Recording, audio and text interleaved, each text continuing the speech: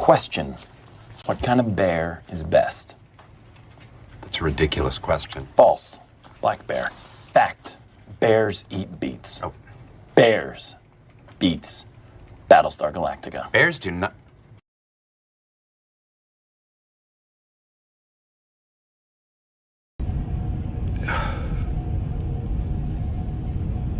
Duke, what's with the hair? You got aspirin? You should feel better momentarily, and your memory will slowly return. Duke, what's with the hair? The specific...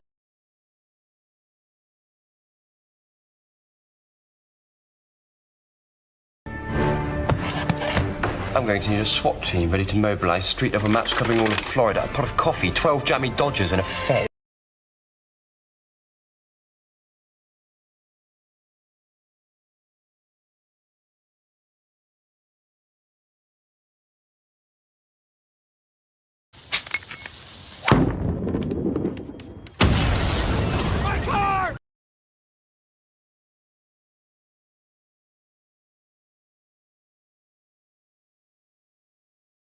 Yeah, Bob. You remember Bob, the guy that's gonna launch a nuclear attack? You got any more abuse you want to hurl my way? Or are you ready to go in here and take care of Bob?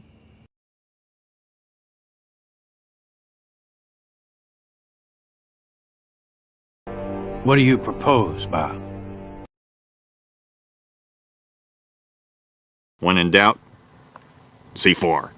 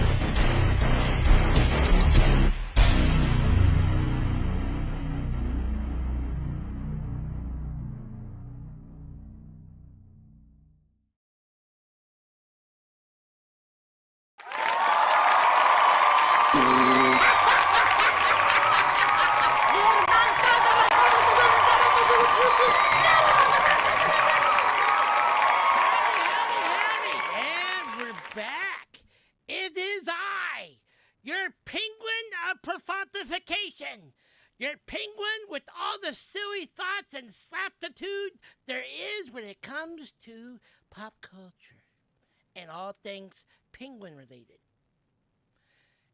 It's me, your silly little penguin, Bob. Anyway, as we took our break and so forth for a little while, we are back. And if I haven't told you, happy slappy new year. And things are already going good and also crazy all at the same time. Well, so it's pretty much the normal, right?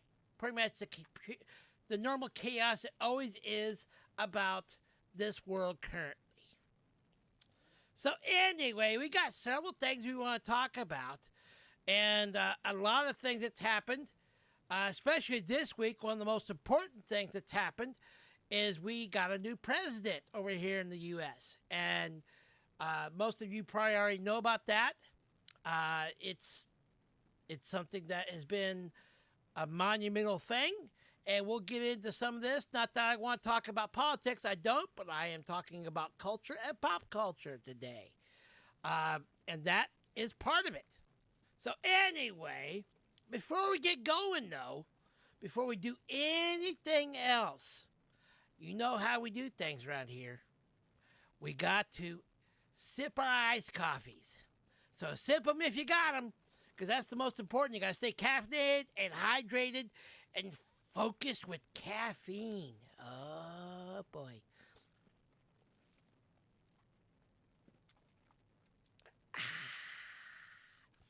Okay.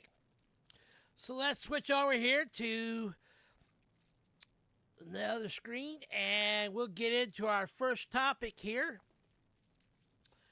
And one of the things that happened this week, obviously on the 20th, was the inauguration of our 47th president, President Donald J. Trump.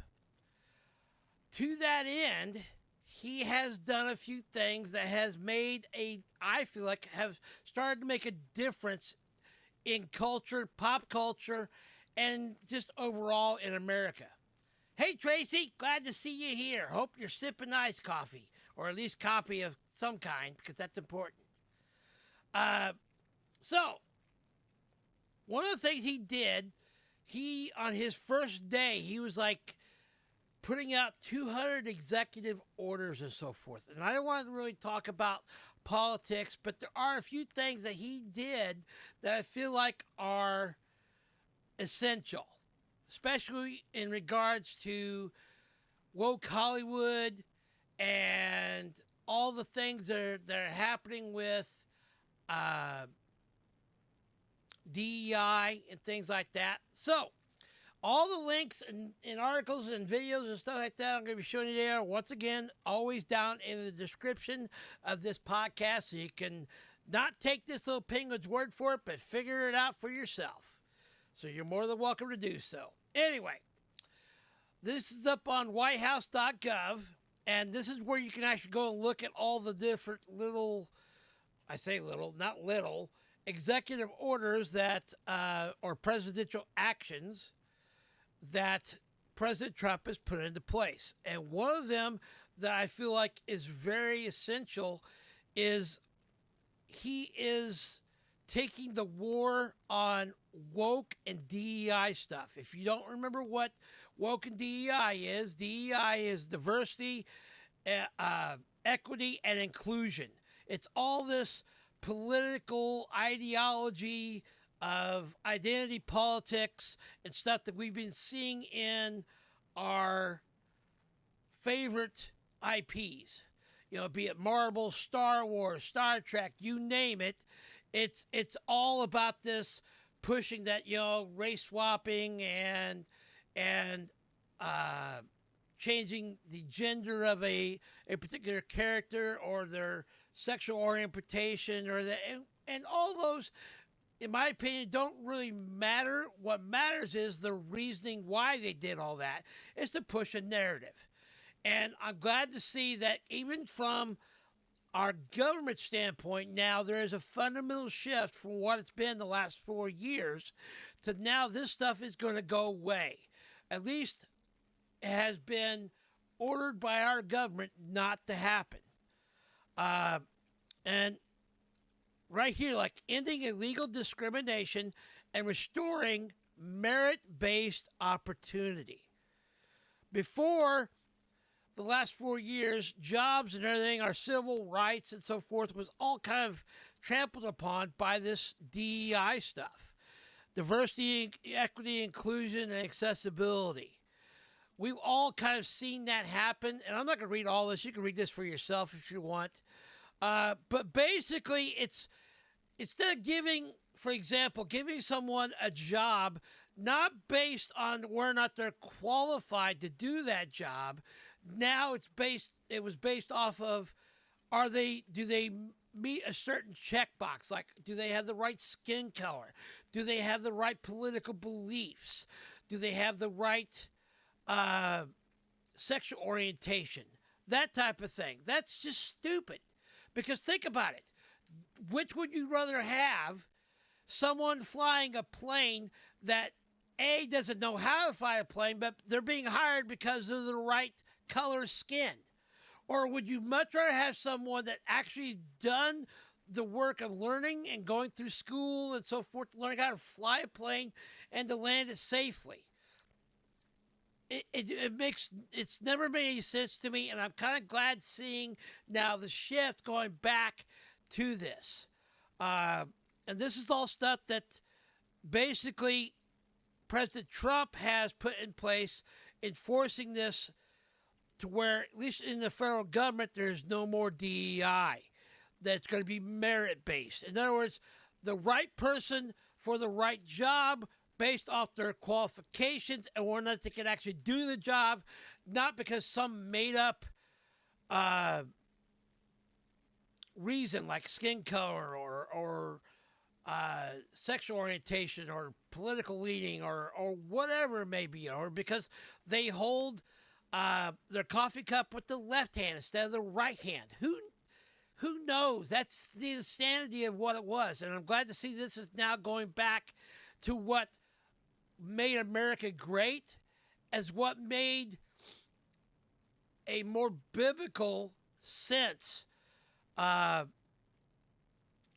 even from a Christian standpoint. Anyway,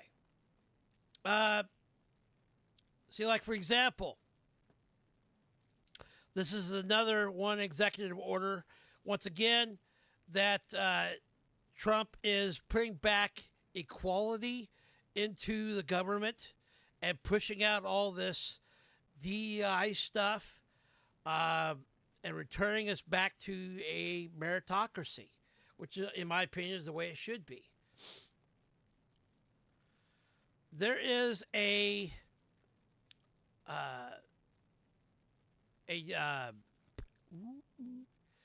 Twitter account called End Wokeness that I periodically take a look at because they tend to kind of like post stuff on their Twitter feed or X, whatever you want to call it, related to wokeness and what it's doing to our society, as our culture, and so forth as a whole. And one of the things they posted here the other day was, this is posted on the 21st, and today is the 23rd? Is that right? Yeah, it's 23rd. So 2 days ago, and it shows right here, breaking. Every government agency was just ordered to begin closing all their DEI offices tomorrow by 5 p.m. deadline. That was yesterday. And if you look right here, it's even posted the actual memorandum that's going around from within the federal government about this, about closing the DEI offices and so forth. That is a good thing, because I honestly think this is going to trickle into culture and pop culture even. Because if you didn't know, there is a symbiotic relationship between culture, politics, and pop culture. And normally, politics and culture are downstream from pop culture. Meaning that what you see happening in pop culture often happens in the rest of, like, politics and so forth. Perfect example of all this, we've been seeing that Disney, I've talked about Disney more than once on this channel, and how they are always pushing their political identity politics in their stories on us, the consumer, on us that watch Star Wars or watch Marvel. And for our government to kind of set the tone here, to say we're no longer going to put up with that. We need to go back to the way it was before, well, President Biden came in. Before all this woke identity politics started really permeating all of our lives. I, for one, am glad to see it as a little penguin. Because that means there's hope, possibly, for getting a good story from whatever it is I'm watching, be it a movie or something on Netflix or something on Disney. Not that I really watch Disney Plus much anymore, because they're still a woke company. But they are even, from what I've seen, they're even slowly making changes with bringing back certain people into Marvel. Kevin Feige's brought back the Russo brothers and several of the writers that were involved in Avengers Endgame and Infinity War. Not all the writers, but most of them. So there's hope that maybe they're going to shift from trying to push this identity politics on us to maybe making good content, good stories. You know, I don't have a problem with a story pushing some type of belief system in that story, as long as the story is good and first and foremost, and not the message being the overarching thing. I mean, anybody that's ever watched Star Trek from the original series on out, minus the Kurtzman stuff, has always had a message behind the story that we watch in Star Trek. I mean, think about it. One that pops in my mind that had a really good message in it in the original series is about the, I forget the name of the episode, but it's about a civilization that came across basically the Declaration of Independence and the Constitution, and they were fighting a war, cones against, what was the others? But basically it had a message of independence and a message of patriotism and freedom. But it was a very good story first and foremost. And I'm kind of hoping that this is going to be maybe the start of turning back the clock on all this wokeness stuff. Do I think wokeness and DEI is gone? Oh, no, far from it.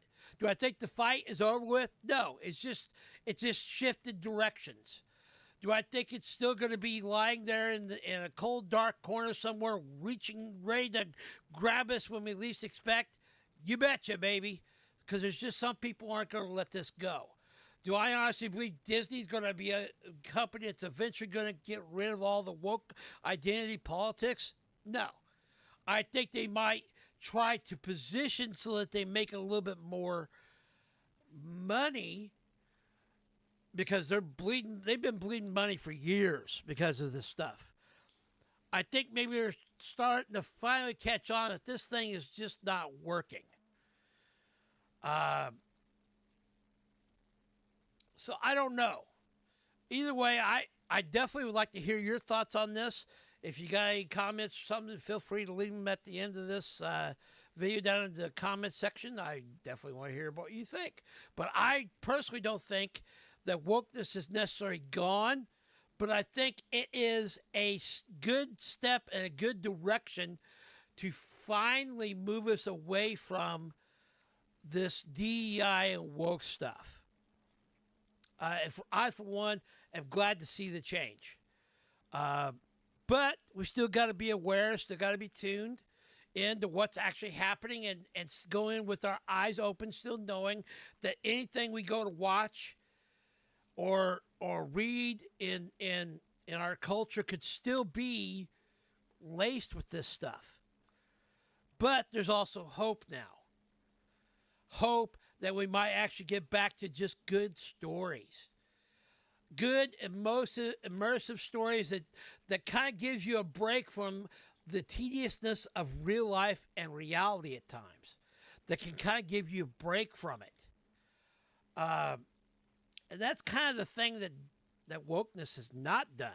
If anything, it's kind of like you went to go watch something to kind of like unplug from what's happening in your life or at your job or whatever, and you sit down and pop on something to watch, and then you get brought into the reality of what's happening in the real world again with all this identity politics and stuff, instead of actually just being able to tune that out for an hour or two in a good movie and just whisk yourself away to a new adventure through a story. For one, I look for that. I long for that return. Another thing that happened that I feel like is kind of a monumental shift, and I feel like is something that, in my opinion, is kind of in a way insane. I never would have thought in all my years ever that there would be a need for this, but apparently there is. One of the things that President Trump has done in executive order, which I agree with as well, is defining that we, from this point forward, that in the country of America, that there are only two genders. It says right here, policies and definitions. It is the policy of the United States to recognize two sexes, male and female. And he said that even in his inaugural address, right here. As of today, it will henceforth be the official policy of the United States government that there are only two genders, male and female. I think that it's good that has happened, and it's good that he defined that, because in my mind, that is a biblical stance. For that fact, it's a stance of you see it with your own eyes. Come on. Who in their right mind looks at something and says, okay, there's got to be a third or a fourth or 27th different type of gender? And I'm not a biologist, I'm just a penguin. But from a biological standpoint, there's only two genders. The Bible only talks about that there are only two genders. Nowhere in there does it mention more than just male and female. Even the animals, if you watch animals in this world, even they know that there's male and female. When's the last time you saw a zebra decide, well, you know what? I'm a male zebra, but I'm going to start being a female zebra. That's just stupid. Why is it, if the animals understand that, why is it as us, the human race, we're dumb enough to think that we can change what God has already put in place? That's hubris. That's insanity. It's also replacing God with ourselves. So I, for one, am glad to see, even though it's as sane as it was, that it has to be said like this, that literally our government has come out and said, sorry about your luck, but we're returning to biblical standards here, that there's male and female. That's it.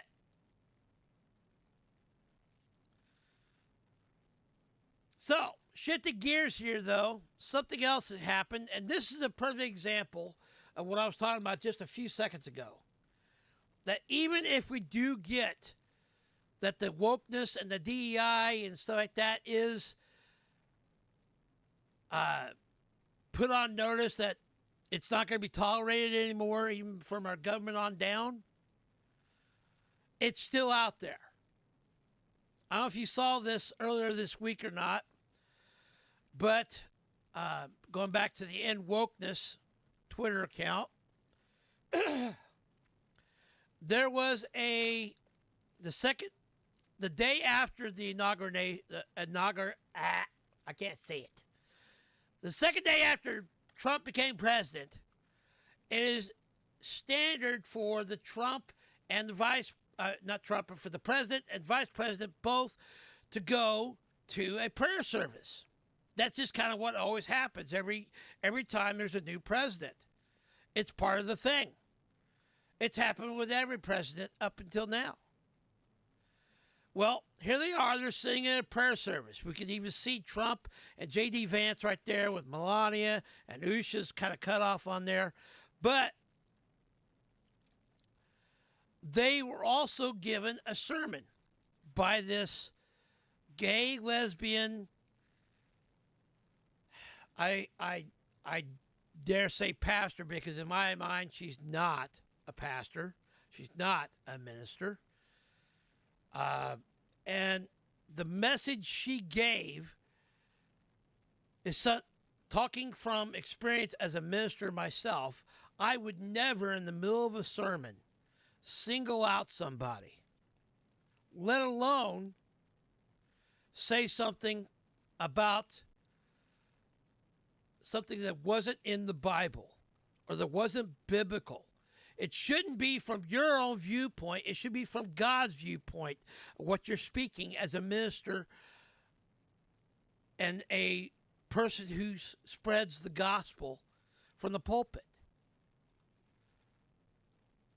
Well, let's listen to what this woke pastor did. And I say yes, woke, 100% woke. What she did during the middle of her sermon at a prayer service for the president and for America. Oh, I got it muted. Well, we're a professional penguin streamer here, you know what I mean? No, we're not. Far from it. All right, let's try this again. All right. In the name of our God, I ask you to have mercy upon the people. Now, see, here's the first part I got that really irked me about this when I saw this. She actually says, in the name of our God.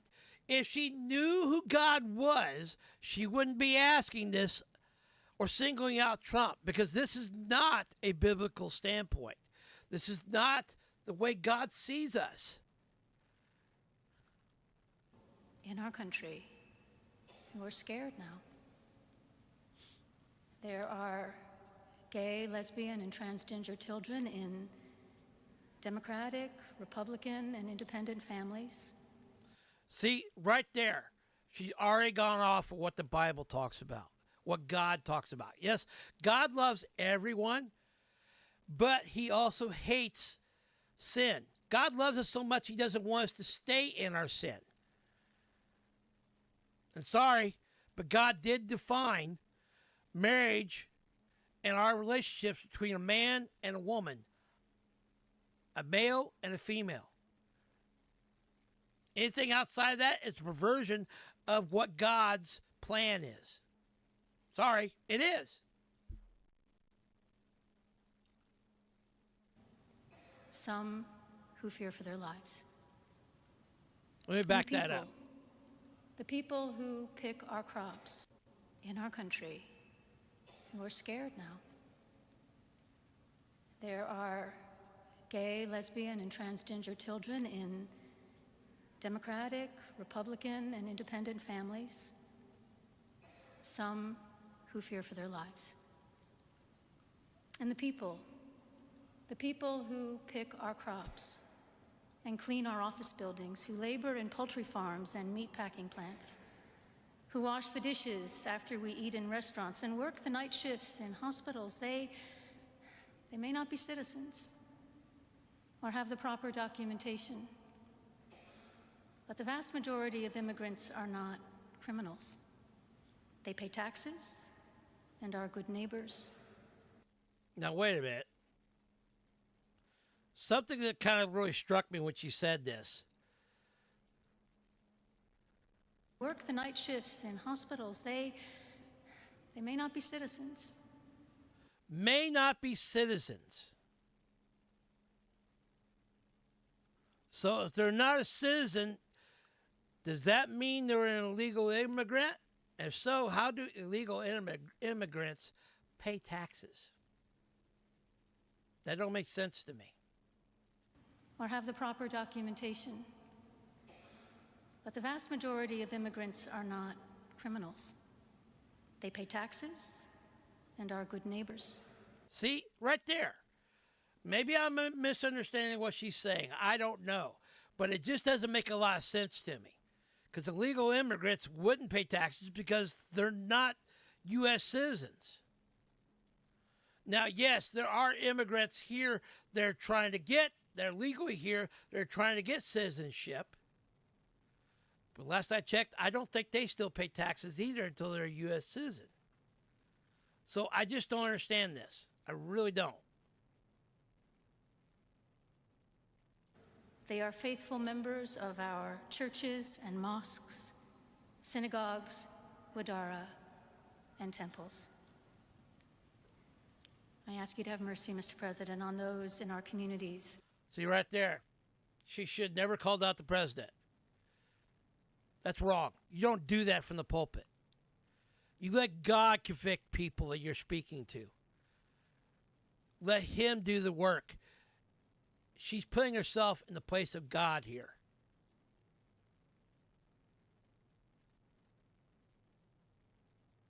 Oh, great. Did YouTube stop me? Oh, no. Okay. Am I back again?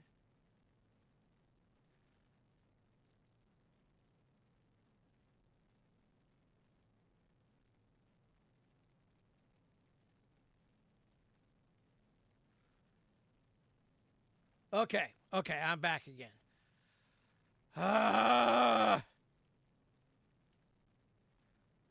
It's funny, I'm talking about God and my stream goes down. Did it stop for you, Tracy?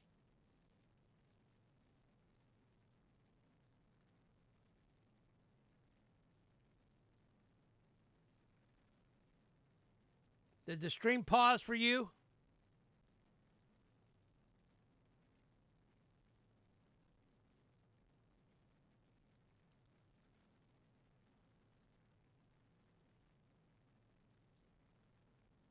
Because I had gotten a message. Okay, it did. Yeah, I gotten a message that YouTube all of a sudden stopped my stream and I'm no longer receiving data. So I had to try to restart it. And sure enough, I did. I was able to restart it. God, pick it. And notice, I'm talking about God right now. I'm talking about what this minister's done. What she has done by singling out an individual. Regardless if that's President Trump or who it is. It could have been somebody in the third row. If she singled out somebody that completely in the third row, it's not what you do as a minister of Christ. As someone who speaks the gospel. You don't do that. You let God, the Holy Spirit, convict hearts. All you do as a minister is you preach the word to the best of your ability and follow God's leading on what to say and what to do. Yeah, I don't know. It could be because I'm talking about... There it goes again.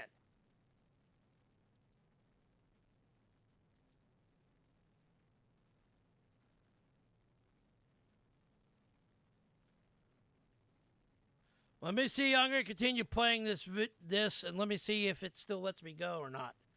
Should be interesting whether or not they copyright my stream. I don't know. Whose children fear that their parents will be taken away, and that you help those who are fleeing war zones and persecution in their own lands to find compassion and welcome here. Our God teaches us that we are to be merciful to the stranger, for we were all once strangers in this land. Now, I do agree with showing mercy. We are supposed to do that, but not the way she's mentioning it. May God grant us the strength and courage to honor the dignity of every human being, to speak the truth to one another in love, and walk humbly with each other and our God for the good of all people in this nation and the world. Amen. Now, I want to show you something. I thought this was interesting. Our Vice President, J.D. Vance, sums it up really well right here by his body language. When this woke pastor is saying this is how he responds. And you can just see it in his face. He goes, oh, here we go again.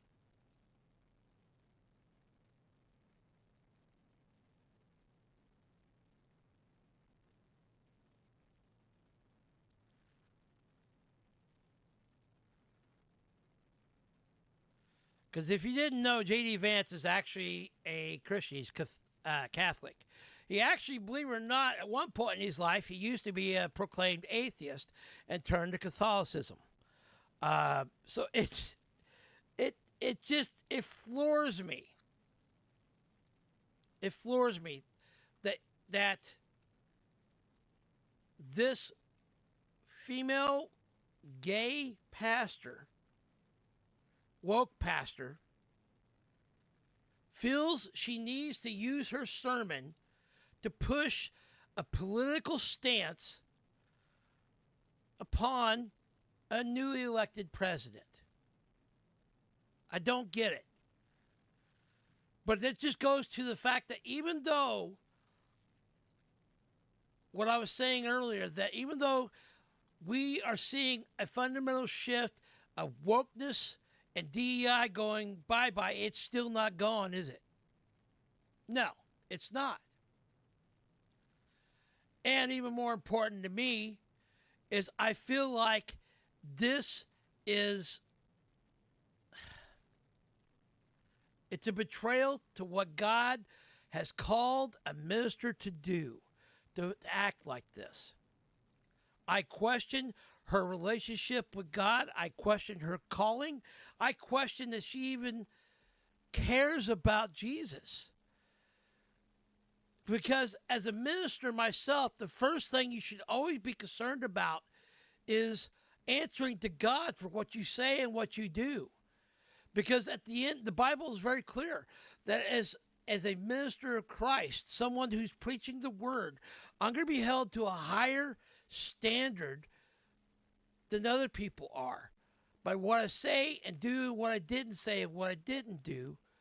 And I'm going to be held that standard by God for the calling he's placed upon my life. And to single out anybody, regardless of who they are, to give a personal political stance on something or an ideology, in my opinion, it just tears down the sanctity of the pulpit, and more importantly, it disrespects my God, Jesus Christ. I really do believe that. It just shows how far this country has gone and how much farther we still had to go to get this country back to God.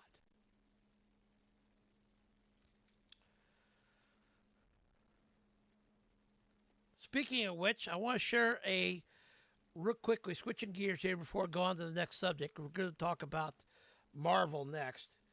But I found this interesting in Trump's inaugural speech. He also mentioned several times about God and about how God even saved his life during the assassination, and what he actually believes. I like this part. And once again, I am someone that watches not what someone says, but what they do. I watch their body language. And there's a moment in this when Trump is talking that you could tell, in my opinion, that he's sincere, that this comes from what he believes.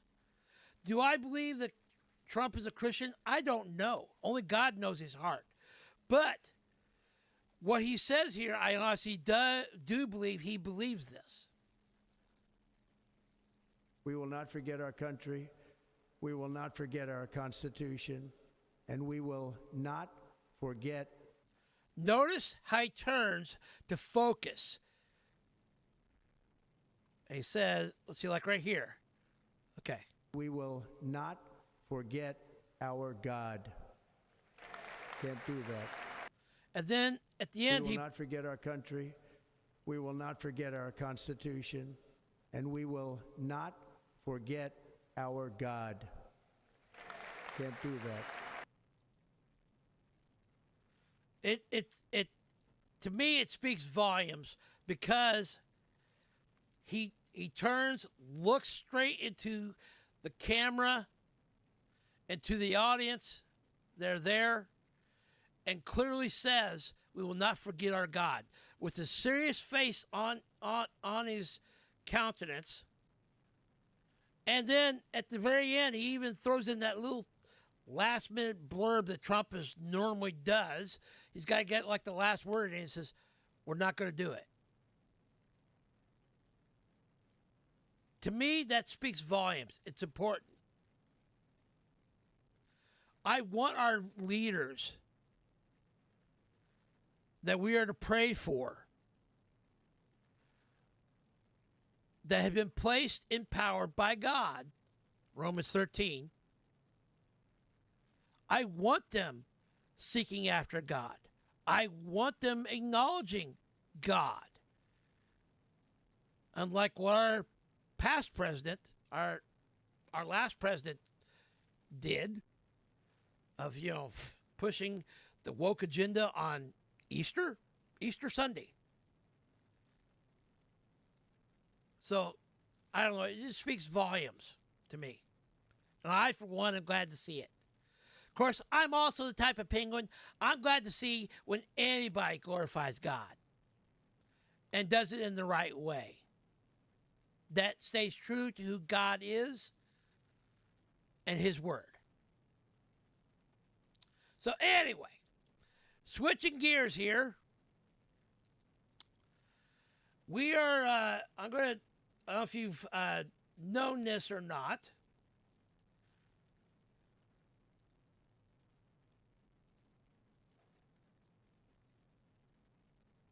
Hold on a second here.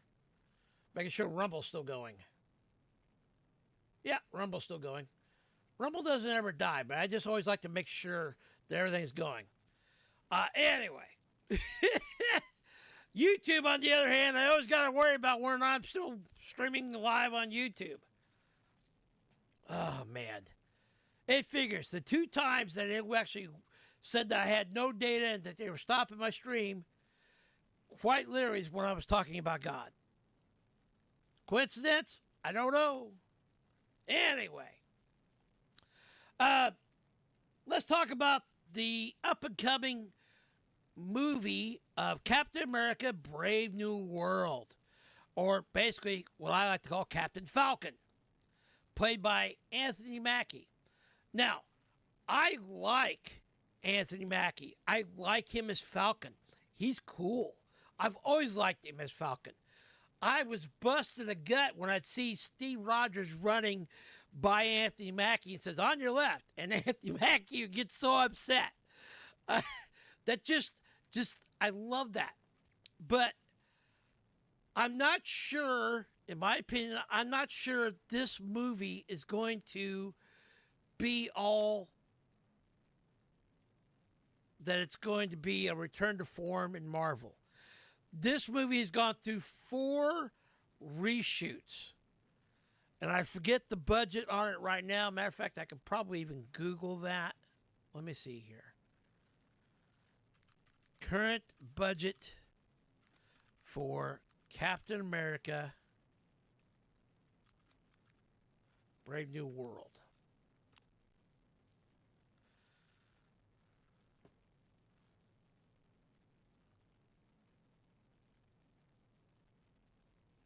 That's the budget.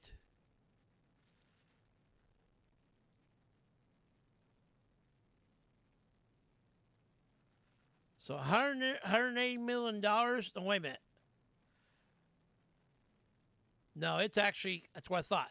$350 million, almost close to $400 million after doing all the advertisements and so forth. Publishing to get the word out. This movie releases on the day before Valentine's Day, February 13th, or is it actually Valentine's Day? I'm not sure. I'd have to look and see. One place said February 13th, another one, maybe it means like midnight, February 13th, going into Valentine's Day. Either way, Captain America, with all the reshoots and so forth, is going to have to make a lot of serious money to be able to be profitable, which I don't see it happening. Could I be completely wrong about all this with the different reshoots that maybe they're just trying to figure a way to make it work? Because in my mind, Steve Rogers is Captain America, and if he dies like he did in the Brewbreaker run in the comics, the next person that takes on the mantle of Captain America is not Sam Wilson. Sam does eventually take it on, but not until after Bucky Barnes does it. So the Winter Soldier becomes Captain America. And in my mind, it makes, from a comic book standpoint, it makes a lot more sense. For one, Bucky, I feel like he, at this point in his life, when Cap dies in the comics, he takes over as Captain America. He clearly says, feels that he's got a lot to live up to, that he's got a lot of red in his ledger, like the Black Widow talks about. In other words, he's done a lot of wrong in his life, and he feels like he needs to make up for it. And this may be a way to do that, taking on the mantle and the shield of Captain America, and to honor Steve Rogers' life. Because I know in the MCU, Steve Rogers is not dead. He's just old. And he passed on the shield to Sam. But in the comics, Steve Rogers actually passed away. And Bucky took on the mantle. Now, from a superhero standpoint, it makes more sense to me that the Winter Soldier, Bucky Barnes, who also has a form of the soldier serum coursing through his veins, would make a lot more sense to take on Cap. I have nothing wrong against Falcon, or at some point him taking on the mantle of Cap. But to go up against the Red Hulk, Falcon is just a human being. He has no special abilities other than his tech wings and now the shield. And maybe even in the movie they're talking about like his outfit's going to be supposedly made out of vibranium. Yes, that would all help, I would think. But come on. The Hulk can literally, doesn't matter if it's Green Hulk or Red Hulk, has enough strength to squash a regular human being like a grape. And for him to go toe-to-toe against him? By the way, I don't know if I like the looks of this. It just looks like a hulked-out red version of Harrison Ford, who, if you didn't know, who's taking on the mantle of Thunderbolt Ross and actually going to be President Ross in this movie. And he's going to eventually become the Red Hulk. This article that's over on the That Park Place, which, by the way, once again, all the articles and stuff I talk about are down in the description of this live stream. So you can read them yourself if you want. I'm not going to read all of it. But basically, there's rumor that the Red Hulk is only featured in about 5 minutes of Captain America Brave New World. The Red Hulk has less than 5 minutes of screen time. Harrison Ford's portrayal of Thaddeus Thunderbolt Ross, who transforms into the Red Hulk, has been a major selling point in the film's promotional campaign, from posters emphasizing the Red Hulk's showdown with Sam Wilson's Captain America to action-packed teaser footage. The marketing has set up expectations that Ross's transformation would play a pivotal role in the story. If his appearance is limited to just a few minutes, Once again, fans may feel misled by the studio. A reoccurring criticism of Marvel's recent promotional tactics. Yeah, they tend to kind of show the best in the trailer, and then what really happens in the movie is not really lining up with what the trailer shows. With a reported runtime of 118 minutes, that means the Red Hulk, despite being featured in nearly 100% of all the advertising, will only be present for 4.2% of the movie if he's only in there for 5 minutes. So who knows if he is or not. The movie has already been mired in controversy. It's got a staggering production budget, originally of $180 million, but now it's up around almost close to $400 million, $375 million, because of all the reshoots, probably about 450 after marketing, which means they literally, just to break even, Disney and Marvel have to make from this movie in the theaters, just to break even, $450 million. But to be profitable, it has to be close to about $1 billion worldwide. I don't see that happening. I mean, could I be wrong? Could it be? Maybe the fourth reshoot pivoted from all the woke and identity stuff because, in my opinion, that's why Sam Wilson got the nod to become Captain America. It wasn't because he was necessarily the better choice, because from a comic book standpoint, it was Bucky was given the mantle first. And in my opinion, he makes more sense because of his superhero abilities and his backstory. But I think that the only reason why they did that is because Captain America, Anthony Mack, black actor. I hate thinking that way. I really do. Because I love Anthony Mack I think he's a good actor. Not just in the MCU. I've seen him in other movies as well. He's good. He's really good. He's got the chops, baby. He's an actor. And for them to do him this way, I feel like they did him injustice in the Falcon and Winter Soldier series, which, by the way, this is also another one of those Marvel movies that kind of picks up from the left off of Falcon and the Winter Soldier series on Disney+.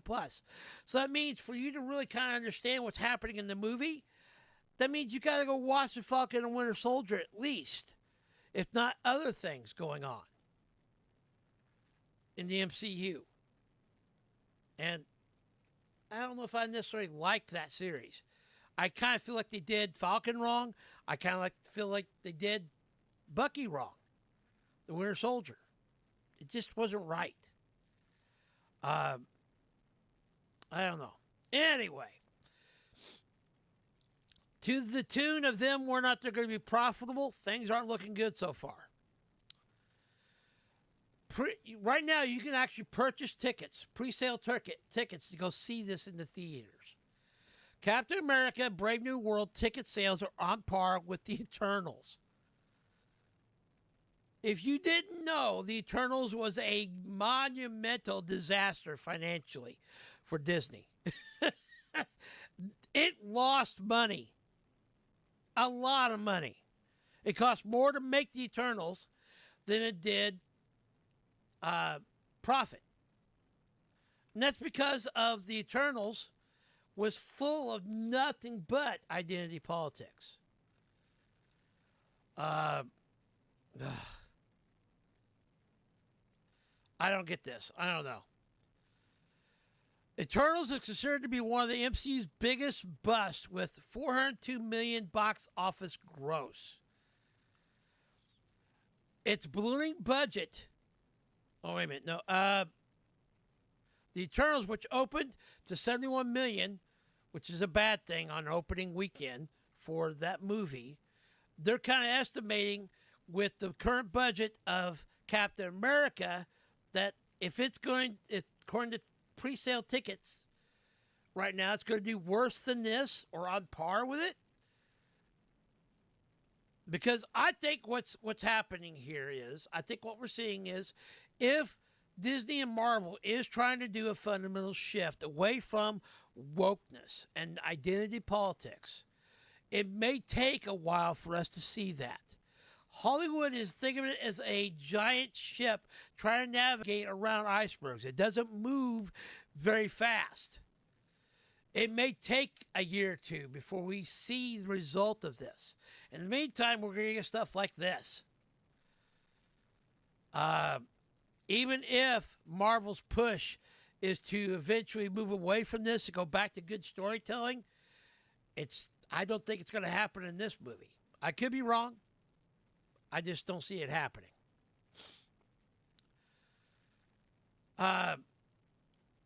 Captain America's Brave New World's pre-sales nowhere near Ant-Man and the Wasp: Quantumania, according to the box office analyst.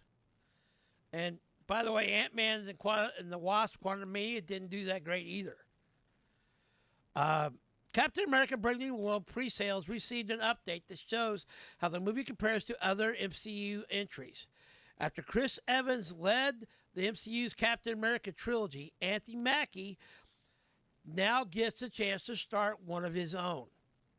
And see, I don't feel like, by the way, I know this is kind of an offshoot thought here. I don't kind of see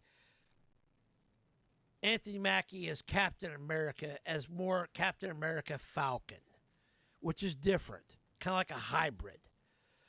Because in my mind, I wish he'd just go back to playing Falcon because I love him as Falcon. He's cool. I like the Falcon suit, especially with Red Wing. Red Wing was a cool thing. A drone right on his back he could control remotely. That's so cool tech. Anyway. But it just doesn't make a lot of sense for him, in my mind, to be Cap. But anyway. Sam Wilson's first Captain America film will be the first of 3 MCU movies to be released in 2025. After 2024 saw Deadpool and Wolverine, which was a success, passed the coveted $1 billion mark at the box office, all eyes are on whether Marvel's upcoming movies will see similar success. I don't think Captain America and Brave New World's going to. I really don't. I could be wrong, but I just don't see it happening.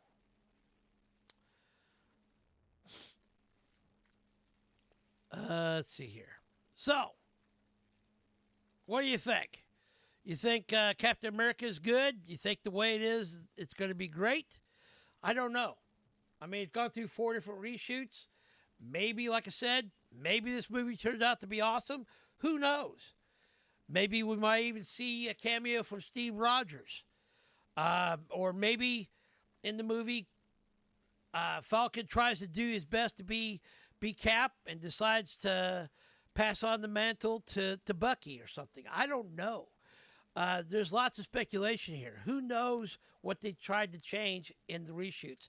But I do know that in the initial screenings to inside Disney and inside Marvel, even it's not getting good reviews from their own people that have made the movie.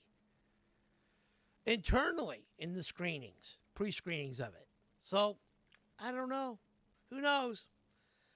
Anyway, let's talk about a Marvel show that, in my opinion, that could possibly be good.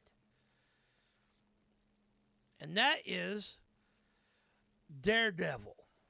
Now, about 8 days ago, Disney and Marvel released a trailer. We're not going to watch all this. We're just going to watch a part of it that I feel like is just kind of cool and return to form. Now, if you haven't seen the Daredevil series that was on Netflix, it's now on Disney Plus. I fair to warn you, as a Christian, it does have a lot of cussing and stuff in it, but I use a profanity filter for that. And some of the more brutal things that you see, the gore in it, I kind of skip through some of that as well. But I have also, I'm a Marvel guy. I've always read Marvel comics. I admit Daredevil's not one of my all-time favorite characters. I'm a Spidey fan. But I have always liked the fact that Daredevil's main, in my opinion, Daredevil's main super ability is not the fact that he can do all he can because he's blind and still move around like he's not blind. Yes, that is his super ability. But I feel like his super ability is that he could take a hit. Because, and that's one of the cool things about the Marvel series on Netflix that did for 3 seasons with Charlie Cox and Vincent D'Onofrio's Kingpin, which, I like his rendition of Kingpin. It quite literally shows that Matt Murdock, Charlie Cox's character, Matt Murdock, can take a hit, baby. It's not about him giving hits as much as it is being able to take them and still keep getting back up and fighting. He doesn't quit. They use the sheer will of his, force of will to just take down the bad guys. That, in my opinion, is his number one superhero ability. Yes, it's cool that he's a blind guy and that he's a lawyer, and that, yes, he can function just because all of his other senses are heightened because of his blindness. But that's not the part that I've always liked about him in the comic books. He was a brawler. He was someone that could take a licking and keep on ticking, to quote a Timex commercial from years ago. So it's kind of cool to see that.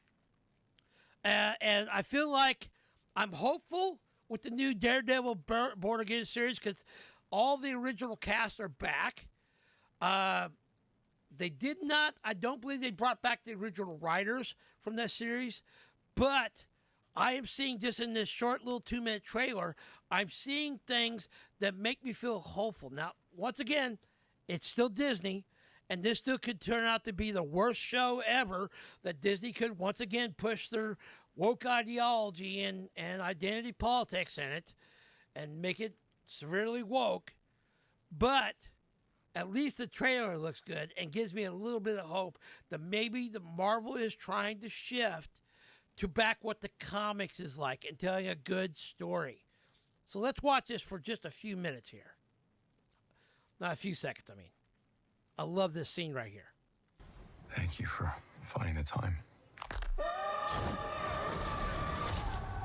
I will admit, it's not entirely unpleasant seeing you.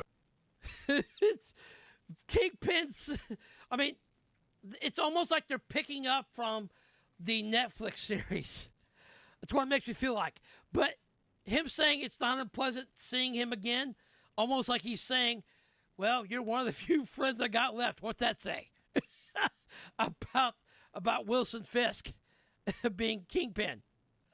That's just crazy. Again.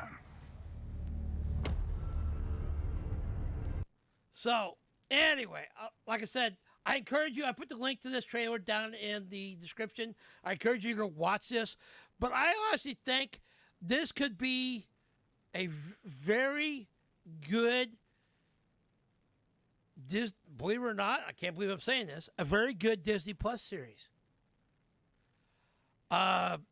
If they actually do choose to stay true to what it was like in the comics, and even more what they did in the Netflix series, and not what they've done with every other Disney Plus Marvel show.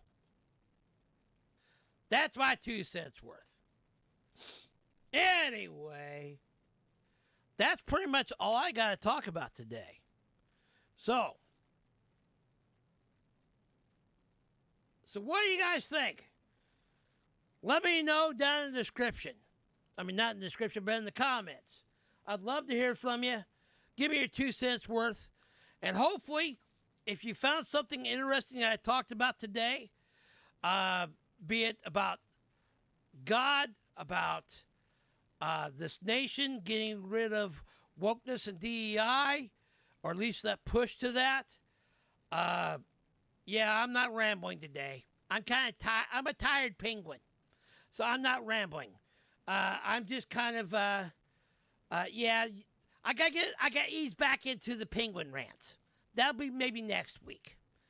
I felt like I was just more or less wanted to talk about some of the things I noticed starting back this year, and some things that I'm concerned about and some things I'm hopeful for.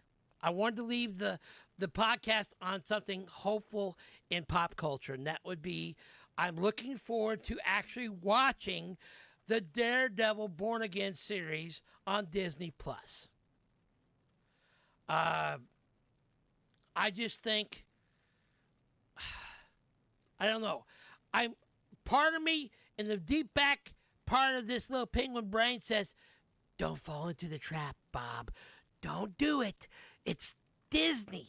They're going to do a switch and bait on you. They're going to suck you in with a trailer, bring you in, and then slap you again with their wokeness. But then there's the other geek part of me, side of me that says, Bob, you love comics. You're a comic book geek. You liked the Netflix series from Daredevil. You thought that was good, and this seems like it might be a return to form. Be hopeful that maybe you might get a good story, a good superhero story, a street-level fighter like Spidey, like Daredevil, Punisher, all those. So I don't know. I hate the fact that I feel mixed messages on all this. I really do. I long for the day when I could see something like this and not have a mixed feeling about it. That I'm like hopeful. It's like, yeah, that's what I want to see, baby. But right now, it's trying to find the right word. It's cautious hopefulness. That's it. Cautious hopefulness. So, anyway, enough rambling on by this little penguin. I hope you enjoyed what I talked about today. And if you didn't, I thank you for your time. But if you did like what I was saying, I hope you give this live stream a like.